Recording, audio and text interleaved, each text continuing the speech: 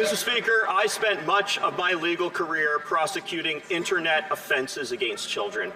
This included possession of child sexual abuse material. Let's be clear, victims often serve a psychological life sentence. Last week, the Supreme Court of Canada struck down the mandatory 1 year in jail for possession of child sexual abuse and exploitation material.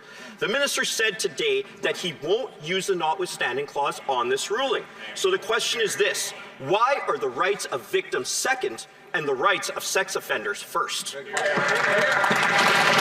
Honourable Secretary of State for Combating Crime. Mr. Speaker, through actions, we are standing up for victims of crime. Plain and simple, Mr. Speaker, child abusers should face the toughest penalties under Canadian law. That's why we introduced C4. No. These are obviously important issues, and therefore we deserve important debate. So the Secretary of State, from the top. Thank you, Mr. Speaker. The rights of victims are very important to this government. That is why we have been taking action. And let me make it very plain and simple to the Conservatives, Mr. Speaker. Child abusers should face the toughest penalties under Canadian law. That is why we introduced C14. We're making reforms, sweeping reforms, Mr. Speaker, that make bail stricter, that make sentences tougher, and that make sure that child abusers stay behind bars. Mr. Speaker, we also introduced lawful access so that we can catch child predators and we can give law enforcement the tools that are needed, Mr. Speaker, but the Conservatives are against it. The Honourable Member for Kamloops Thompson-Nicolau.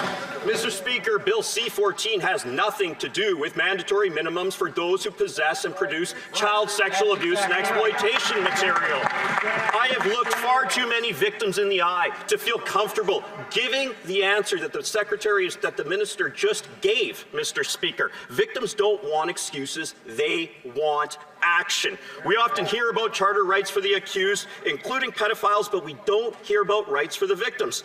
If the minister has ruled out using the notwithstanding clause, what's his plan to take sex offenders off our streets? The Honourable Secretary of State for Combating Crime. Mr. Speaker, we've been taking action on this issue since day one. We introduced legislation called C-63 that made sexual offenses online, but the Conservatives did not support it, Mr. Speaker. We brought lawful access provisions so that child pedophiles can be caught, Mr. Speaker, but the Conservatives did not support it. So I'm interested in hearing this answer. So the Secretary of State...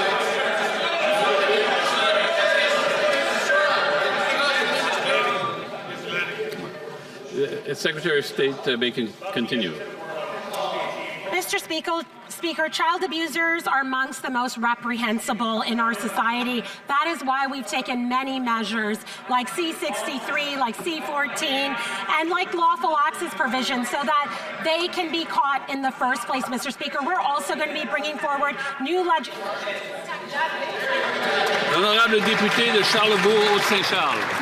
Monsieur le Président, la récente décision de la Cour suprême qui conclut qu'une peine d'1 an d'emprisonnement pour avoir accédé à du matériel pédopornographique et en avoir eu la possession constitue une peine cruelle et inusitée est une insulte cruelle envers les victimes de ces crimes. C'est le gouvernement conservateur qui avait à l'époque durci les peines minimales obligatoires pour les contenus pédopornographiques. Mais les libéraux ont confirmé aujourd'hui qu'ils refusaient d'utiliser la clause dérogatoire.